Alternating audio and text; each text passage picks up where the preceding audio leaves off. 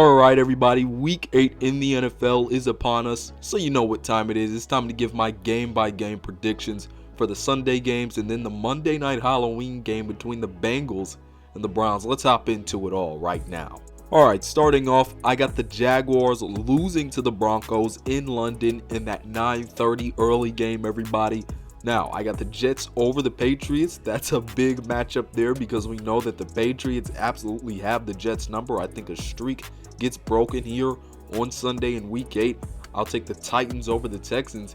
And then on Halloween, I'll take the Browns over the Bengals. The Browns have the Bengals number. Well, hey, when we're talking about this Broncos-Jaguars game, this is a game where I think the Broncos kind of bounce back here. I think this is a game where you're going versus a Jaguars defense that's definitely not as good as your own. The Broncos defense is one of the best in the league. I think they'll be able to stop the run fairly well and limit what Trevor Lawrence can do in the pass game. But on the Broncos side of the ball, offensively, I think they're given a matchup that's fairly less difficult today in terms of going versus a pass defense that's not really all that staggering in the Jaguars pass defense. So I think Russell Wilson could finally come out of his shell in this game. Maybe they could get some things done on the ground, just as Saquon Barkley did last week versus the Jaguars. So I will take the Broncos over the Jaguars in a close game in London. I just think that the Broncos defense just proves to be better, and I think that gives really the Broncos offense leeway to go do work versus the Jaguars defense that isn't all that great. Now, Jets versus Patriots. I'm going to take the Jets here to break this little losing streak to the Patriots here, and it's mainly because of that run game. I think James Robinson and Michael Carter will be able to get things going, and when the Jets run game gets going, they are really scary. And then when I look at this matchup and just insisting that the run game will do well, just look at what the Patriots did versus the Bears run game last week. They did not look good at all. I think the Bears ran for over 200 yards on the Patriots, so I think the run game is key here for the Jets offense, and I trust their defense, which has played pretty well so far, to stop the Patriots in the pass game but also limit them in the run game. So I will take the Jets over the Patriots just because I think their run game takes over here, and I trust their defense versus the Patriots offense that looks really stagnant right now. Now, Titans versus Texans. This is a game where I just think Derrick Henry runs all over the Texans, and that prevails the Titans to win. It's kind of the blueprint that the Raiders really went with versus the Texans last week. Josh Jacobs ran all over them. He got a good amount of attempts and led his team to a win. Why can't Derrick Henry do the same thing? He's dang near the best running back in the league, unless you're talking about Nick Chubb or Jonathan Taylor. So I think Derrick Henry leads the way in this one. And look, I trust the Titans defense. I like how their front seven has played to start this year. And for a Texans team that really likes to lean on Dameon Pierce, I like what the Titans could do versus this Texans front and really just stopping Dameon Pierce. Now, Browns versus Bengals. Look, this is a game where I think Miles and Clowney really get after Joe Burrow. Now, this Bengals offensive line has not been as bad as it was to start this year, but it hasn't been all that great. And I think just seeing what Miles and Clowney were able to do last week versus the Ravens and getting pressure on Lamar Jackson, why can't they do the same thing versus Joe Burrow and that offensive line that he has? And now that Jamar Chase really isn't playing, I think that gives the Browns leeway to really do some things on defense. Now, I don't have the utmost confidence in their secondary, but I think they will get a boost just because it's a matchup on that Bengals offensive line that I like for the Browns with Miles and Clowney, who have really dominated the Bengals every time they have seen them. Now, when it comes to the Browns offense, this is a game where I think Nick Chubb gets to run wild. If Kevin Stefanski gives them the ball, which I think he will learn from his mistakes. And I think the Browns will be able to pull out this one because they'll be able to get pressure on Joe Burrow and run the ball with Nick Chubb. So I will take the Browns on Halloween over Cincinnati. And look, they got the Bengals number, and I think they keep it going here. They're riding the wave into this one, but the Bengals are motivated. We will see. I think it'll be a close game. Now, moving on, I'll take the Cowboys over the Bears easily. I just think that defense is going to do really well versus the Bears run game that looked good last week. I just don't think they'll pull that off versus the Cowboys run defense that has looked pretty good this year, and I think they'll keep it going. Just defense as a whole and that pass rush. I think the Cowboys defense is really going to make a difference for them in this Bears game. I don't know how that offense is going to play. I don't really know what to expect. I don't expect bad things to happen, but I do think their defense really carries them through this game and allows the Cowboys to beat the Bears. I'll take the Vikings over the Cardinals. I'll take the Falcons over the Panthers. I'll take the Seahawks over the Giants to hand the Giants their second loss of the season. And then I'll take the 49ers over the Rams, and they'll hand the Rams another loss in the regular season. Now, when we're talking about this Vikings and Cardinals game, these are two passing offenses that I really like coming into this game, especially now that DeAndre Hopkins is back for the Cardinals. And when I see that, I look at, okay, who's going to get the better boost from their offensive line? And I really see that going in the Vikings' favor, just given that their offensive line has played better and the fact that they're going versus a defensive line that's not the best at generating pressure consistently. When I look at the Vikings defensive line and what they have on the edge with Zadarius Smith and Danielle Hunter, and just looking at the Cardinals offensive line, which has struggled this year and has some injuries on it, I do think that the Vikings defensive line will be able to get after Kyler Murray and disrupt what the Cardinals have in that passing game. Every time you can get pressure on Kyler Murray, things are going to go well for you. Now, for the Vikings, look, they're going to have a tougher time going versus a Cardinals pass defense that has looked it's looked all right, but I think their offensive line does well enough, and I think their defense does well enough to get after Kyler Murray, and I think they win this game over the Cardinals, people. Now, when we're talking about when it comes to Falcons versus Panthers, I was going to take the Falcons at first, but I am going to take the Panthers now just because I trust their defense more, and I think their run game with D'Onta Foreman will really take over in this one versus the Falcons' run defense. It hasn't looked all that great this year. I think that this Panthers defense comes alive and forces Marcus Mariota to do things that he doesn't want to do. And this is a Panthers defense that absolutely put Tampa Bay in the twilight zone last week. I think the keys for this game, for Carolina winning this game, is their defense showing up, but their run game also taking this game over. And that's what they want to do with P.J. Walker at the helm. So I think they'll be able to do the things they want to do in the run game to get their offense going, which I think will prevail them to win this game over the Falcons in a close one. All right, so now when we're looking at Seahawks versus Giants, this is a game where I think two great running games go at it. Kenneth Walker, Saquon Barkley are both going versus run defenses that have not looked good so far this year. What I think breaks the tie here is that Geno Smith, DK Metcalf, and Tyler Lockett are on the other side of the ball. I just think they are a better pass game, and I think therefore they'll be able to make more plays.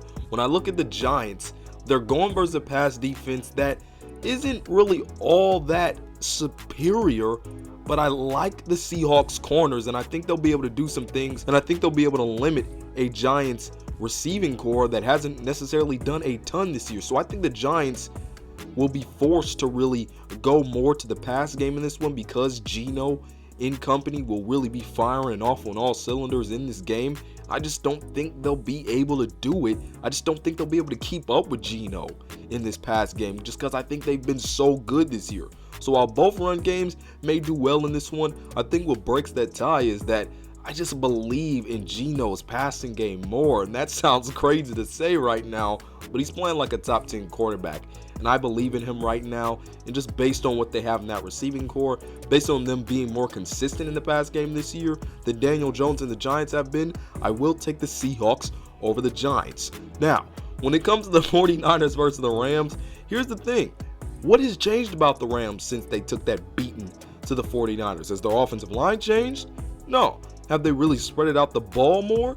Maybe a little bit, but not all that much. So here's the thing, people. I think the offensive line is really the deciding factor here for me when I'm choosing the 49ers. I think they'll be able to get to Matthew Stafford and disturb him again. And look, the 49ers were able to run on the Rams a little bit the last time. And guess who they have now? Christian McCaffrey. So I think this will be a close game. But I think, look, the Rams, I just don't see how they can defend Christian McCaffrey when they could barely defend Jeff Wilson last time and he had over 70 yards on them. Just guess what Christian McCaffrey is going to do to you.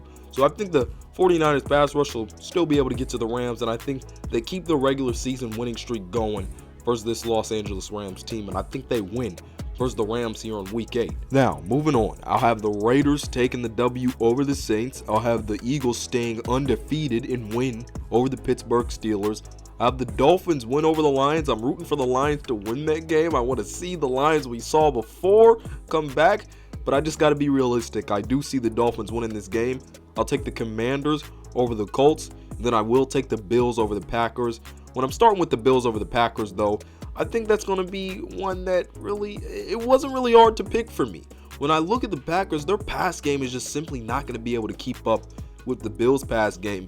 And that pass rush over there in Buffalo is really going to get after Aaron Rodgers. They are going to give him a hard time and really rush him to make some throws that he does not want to make. This is a Green Bay pass game right now that really wants to focus on getting the ball out, really on those quick passes and intermediate routes. And teams have looked to stop that the past few weeks. And that's something the Bills will be able to do. This just isn't a Packers passing game that is getting a lot deeper right now. And I think the Bills will be able to stop what the Packers want to do in terms of those quick passes underneath. Now, when it comes to flipping sides of the ball, Josh Allen, the Bills offense, they're going to do their thing again this week. Look, Taylor Heinicke and the Commanders were able to dice the Packers defense up last week. Josh Allen and this Bills offense is going to do way worse. So I will take the Bills at home over Green Bay. Now, when we're talking about the Commanders, I will take them over the Colts. I don't know what to expect out of Sam Ehlinger. And then when I look at this Commanders offense, I think they'll be able to run the ball versus a Colts defense that really has been torched by Derrick Henry so far this year. So I think they'll be able to really do some things with Brian Robinson and Antonio Gibson this week and do what they want to do on offense. But when we're looking at the Commanders defense also, I think this is a defense that will be able to confuse Sam Ehlinger in his first start. I just don't know what to expect from that Colts offense when it wasn't already all that great. I just don't know what to expect out of Sam Ehlinger. And just what I saw last week from both teams, I will take the Commanders over the Colts. Now, when it comes to the Lions versus Dolphins, these are two pass defenses that have been really inconsistent. I think the Lions pass defense has been a tad bit worse. I mean, well, that's debatable. But when I look at this game, the Dolphins have a pretty good run defense. And when we look at the Lions, they want to run the ball. I just don't think they'll be able to do it as easy in this game. And I don't really see their pass game keeping up with the Dolphins pass game versus that Lions pass defense. Now, if we get the Lions that we got from the first 3 weeks of the season, we could have a game on our hands, and I think the Lions could pull out this victory. But just based on how they played the last few weeks and really how the Dolphins defense has played the last few weeks, especially in the pass game, not giving up too much, I will take the Dolphins in this one, and I think they'll have a big passing day versus the Lions pass defense that has not looked good, and I think they'll be able to stop the run versus the Lions. Like I said, I do hope the Lions get back to their form of the first 3 weeks because that's just a fun Lions team to watch, but I just don't think it happens this week. Now, Eagles versus Steelers. Come on, man. I got the Eagles winning this one. It wasn't difficult for me. I don't get why people think the Steelers are going to win this game. Their offense is absolute garbage. Their offense is garbage going up against an Eagles defense that has looked incredible this year, that has been able to generate pass rush, that has been able to give teams fits in that pass defense. I just think it's going to be a hard time for the Steelers really offense to really get things going over Eagles defense that has done pretty well. And then when I'm looking at the Steelers, their pass defense hasn't necessarily played all that well this year. And I think Jalen Hurts will be able to do some things over that pass defense. And we'll see if TJ Watt comes back. It looks like he will. Maybe the Eagles won't be able to run as good now that TJ Watt is back.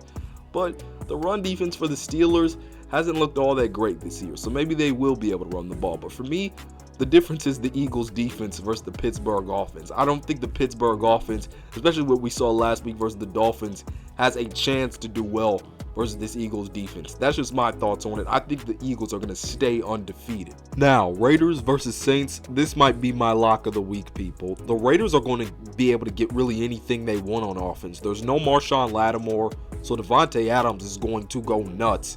And the Saints run defense has not looked great these past few weeks. So Josh Jacobs, who was already on a tear, is going to go off again. This is just going to be an incredible offensive display here from the Raiders. I don't have a ton of faith in Andy Dalton, and I think Max Crosby and Chandler Jones are absolutely going to get after him. So I will take the Raiders over the Saints here in Week 8, everybody. But tell me what you think about it all down in the comment section below. Tell me your picks down there, everybody. Other than that, just want to let you know Jesus loves you, and he died for you so that you may be forgiven for your sins, everybody. Other than that, this has been Malik Hicks, aka the Ranker of the Ultimate Sports TV, signing off. Peace out, and I'll see you on the other side.